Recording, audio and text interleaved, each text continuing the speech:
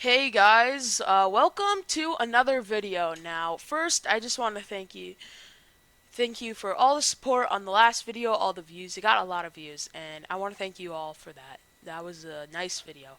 But anyway, we're gonna be talking about a new series, and this series is called Jurassic World Alive Fan Suggests. Because I'm a fan of Jurassic World Alive, but the developers, I'm not gonna say it, but yeah, they all I'm gonna say is that the game definitely needs some work with some of the creatures. So we're gonna be talking about it. Um, and we have a bunch of Hadrosaur reworks because Hadrosaurs are pretty bad in the current meta. They have healing, which isn't really good at all. They just sort of stall and then die. So we're going to be talking about all my Hadrosaur reworks, starting with Parasaurolophus. Now, immediately, you can notice this move, Group Battle Cry. Basically, all the Hadrosaurs, well, yeah, all of them have a Battle Cry, which is basically the old healing attacks, but they also give ferocity. Thankfully, the ferocity is after the heal, so it isn't insanely broken. As you can notice, I increased the health, lowered the damage, and increased the speed. Now, all the Hadrosaurs are going to be they're going to be a lot faster than before, except for one. But as you can notice, the basic attack of Group Cleansing Strike remains the same. But they also gained a few resistances. Speed decrease, stun, and vulnerable, which, to be honest, these three resistances, so basically everything have them. But I mean, like, they make the most sense for the Hadrosaurs. So overall, I reworked Parasaurolophus to be actually not really that threatening, but I mean, like, you can go for ferocity, and then you can just attack with the Group Cleansing Strike and do decent amount of damage. Next up is Iguanodon. Now, Iguanodon is pretty interesting. I gave it below average health, actually. I did increase its health, but not by much. I increased its damage, and I made it pretty dang fast. So I think it's the no, it's not even close to the fastest of the Hadrosaur reworks. Basically, this one has stun and vulnerability resistance. Stun immunity, actually. Now, this one has stunning battle cry, and a very long time ago in JWA, Iguanodon had a stunning move, and it was the most annoying thing ever. So, I decided to give it a stunning battle cry. Basically, kind of replicating this. It's basically a emergency heal, but without the emergency because it's not priority. But it also has a 50% chance to stun all opponents. So overall, I would say this one is possibly better than Parasaurolophus. It's less bulky, but I mean, like, it can do more damage, which I think that's pretty good. Now, next we're on to the rares. I'm going to first talk about Tanontasaurus, who also has stunning battle cry. He also has the pretty good resistances. But as you can see, very high health. 4,700 is quite high. And it also has stunning battle cry, but it also has a new move, instant impact. Now, I think if I were to give instant impact a cooldown of 2, it really wouldn't be that good. So in trade-off, gave it very, very low damage, below 1,000. But the fact that it can go for heal and then increase its damage and then go for an instant impact, which would probably do a decent amount of damage. And since no Hadrosaur has two battle cries, because if they had two battle cries, then they would stack up. And yes, some have two heals, but none of them have two battle cries, so that gives the hybrids a little more options for impacts and rampages. And so, Tanontasaurus has got an instant impact. Oh, I forgot to say this, but you might have noticed, Tanontorex, I did not rework Tanontorex. And that is because Tanontorex does not need a rework. If I were to give Tanontorex a ferocity, it'd be just insane. So I didn't do that. And I think giving phorusaura a heal would be kind of pointless. And yeah, giving a ferocity would be pretty good, but I mean, like, I don't know. It's fine as it is, and yeah. Tanontorex and phorusaura did not get changed. Next is Admontosaurus. Now, I gave Admontosaurus increased health, the second highest health of all the hadrosaurs in this rework. Another new move incoming. Greater Emergency Battle Cry. Basically, it's Stunning Battle Cry, but it's priority and heals 2 times. Although, granted, Admontosaurus has even less damage than Tenont. So it's gonna be definitely not really that damage worthy. But you can go for a ferocity and then a resilient impact. As you can notice, the best resistances out of all the hadrosaurs. Actually, no, it isn't, but we'll talk about that later. So overall, in Montosaurus, I would say I did a pretty good job reworking it. Oh, I also gave it a lot lower speed. Actually, I think it rose its speed, but like it's still the slowest of all the hadrosaurs. I'm decently sure. Next, we are on to the epics. I'm first going to talk about Aranasaurus, and Aranasaurus is still pretty frail, but it can do something. It has no vulnerability immunity, but speed decrease and stun immunity. It also has 3,800 health, which is not that high for any of the hadrosaurs. I think it's the second lowest. But it does have the highest damage we have seen so far. And it also has pretty fast. It's decently fast. It has a group battle cry, and it can also do a group battle cry into a rampage, aka rampage and run, because the hadrosaurs used to actually be stun and runner. It's basically they could do like a greater stunning strike and then just run with rampage and run. And that's what a lot of the hadrosaurs used to be like. They didn't have heals. They weren't raids. They were stun and runners. And I think I tried to blend, and I tried to blend both of these two. Some have stun moves and some have running moves. Actually, I'm pretty sure only 2 of them out of all of them have running moves. Anyway, Maiasaura didn't really get changed too much. It got a lot more health, but still probably the lowest health. Got actually slightly lower damage and lower speed. But it has greater emergency battle cry. So if you can live an attack and not be slowed down, you can do a greater emergency. Actually, it doesn't even matter if it gets slowed down, but you can do a greater emergency battle cry into an instant rampage, which that's definitely going to make a lot of opponents get pretty angry. But that's just the new Maiasaura playstyle, and I think I did a pretty good job on this one. I think the most controversial one is, well, coming soon. Next is Admonte Guangdong. We are moving on to hybrids now. And as you can see, this one has 2 heals, but it doesn't have a battle cry, or 2 battle cries, because then it could stack ferocity. So this one has 4,800 HP, very high. Actually, I think I gave it a little bit higher damage than it was supposed to have, but I don't really know if that matters too much.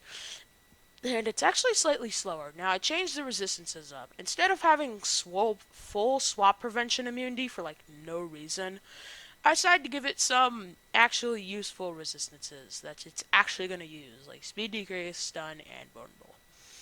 I still kept the resilient impact, and so you can go for a stunning battle cry and a resilient impact.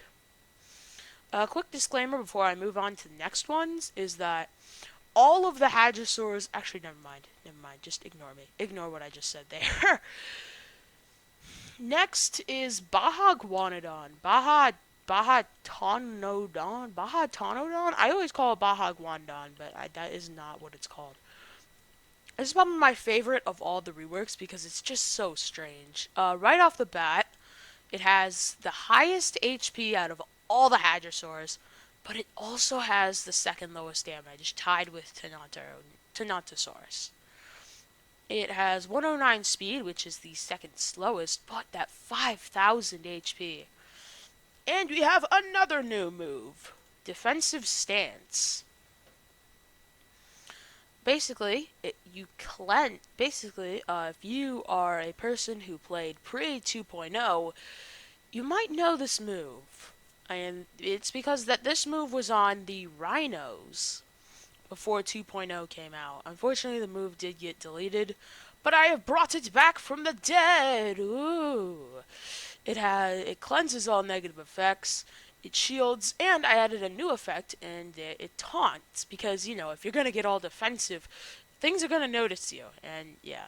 So overall, the move, it's mostly like a situational shield move in PvP, and in raids, it's kind of like Pucandactylus's side flap, aka you can taunt forever, basically. You can basically just taunt forever, which is a pretty good skill to have. It also has lesser group heal. It also has the greater emergency battle cry, which is not really going to heal anything. But I also give it Bahadasaurus is devastation to Baja Todo. I'm just going to call it Baja Guangdong. And in addition, I gave it a medium resilient counterattack. So basically, if it wants to, it can counter now. So basically, if it can counter, then that means stuff ain't really gonna, it's just gonna do more damage because this thing literally has one attack, and that is devastation. I also gave it swap and heal because Bahadasaurus had it. It really doesn't matter because swap and heal is trash, but I mean, like, I might as well have. Onto the resistances, and I actually removed the bleed resistance because I don't know why I had that. And I gave it some more resistances that it'll actually this one, that one, those are a lot worse than bleed, but resistance. But still, I think this one is probably my favorite of the reworks just because of how interesting it is. Okay, next is Parasaurolophus Lux. Ooh, this thing got changed. First of all, gave it actually high health, so it can tank instead of die. It also has a good amount of damage, and it also is decently fast. Now, I decided to be a little evil here and give it DOT resistance. Why? Well, the reason why I gave it bleed resistance is because, well, the people making this thing, because this is genetically modified, probably wanted to do some other tricky thing, and the creature that it combined with, most likely like a jellyfish or something, had bleed immunity because it doesn't have any blood. I don't really know. But anyway, we have two new moves, and you may say, what? Primal Cleansing Strike isn't a new move. And to that I say, well, it really isn't, but it kind of is at the same time. For some stupid reason, I don't know why, they removed Primal Cleansing Strike from Parasaurolophus Lux and instead replaced it with Group Cleansing Strike, which was a ghost nerf they didn't talk about in the patch notes. Really, I'm still mad about that one.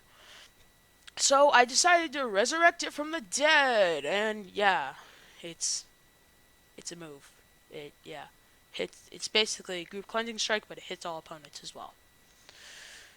And I also gave it a new move, Emergency Group Battle Cry. Basically, it's the stunning. Actually, it's the Greater Emergency Battle Cry. It's the Group Battle Cry, but its priority. It heals 1.5 times now. Yeah, that was grammar. It also kept its Resilient Rampage since I thought that was a good move for it to have. We only have two more left, and this one is going to be the most controversial one. Perimolock. Oh, what have I done?